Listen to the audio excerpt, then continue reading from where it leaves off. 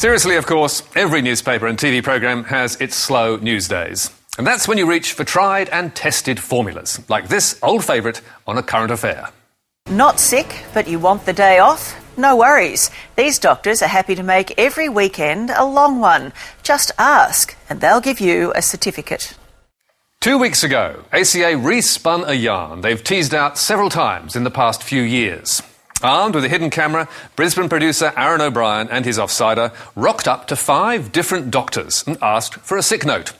He claims he told them he was merely tired, yet all agreed to write him a sickie, with one getting it done in just 90 seconds, and another doctor laughing as he did the deed. I was shocked that he just seemed to think it was a bit of a joke, and that he could just come up with an excuse with me. So. What excuse will I put in? I can leave it up to you, Mal. Yeah, I'm talking about for lunch again. Yeah. It did not look good for the doctors, but ACA had only given us their side of the story. And it might well have stayed that way had the doctor in the video clip not been recognised, thanks to his Irish accent, by patients and colleagues. And that left him not seeing the joke at all. My name is Dr. Liam Carroll. I cannot tell you how pissed off I am. In performing its sting, A Current Affair had secretly filmed the consultation without telling the doctor. Producer Aaron O'Brien had posed as a patient, and according to Dr. Carroll, he had also told a number of lies. He told me he was a chippy and clarified as carpenter. I believe he told me his colleague was his girlfriend. And according to the doctor, the falsehoods did not stop there. In a sworn statement, Dr. Carroll has set out what he says his patient told him. And this tells a very different tale to the one told on A Current Affair.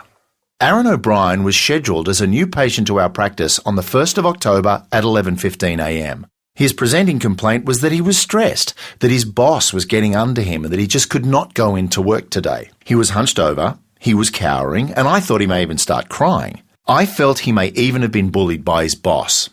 If Dr. Carroll's account is correct, what was he supposed to do? Write the carpenter come TV producer a sick note, or tell him to toughen up and send him away? To do the latter, says Carroll, would have been irresponsible and potentially dangerous. I personally have attended to a number of suicide cases, men in their 30s, and then having to explain this to their wife and 4- and 6-year-old. It's hard. Often a male this age is dragged in by their girlfriend who is really concerned about them, and we only see the tip of the iceberg. So any male stressed and bullied I take very seriously. So, how do we know if the doctor is telling the truth? Well, the short answer is we don't. But an easy way to find out would be to look at the camera tapes, which recorded the meeting from beginning to end. So, we asked A Current Affair if we could take a look. But, surprise, surprise, the programme refused.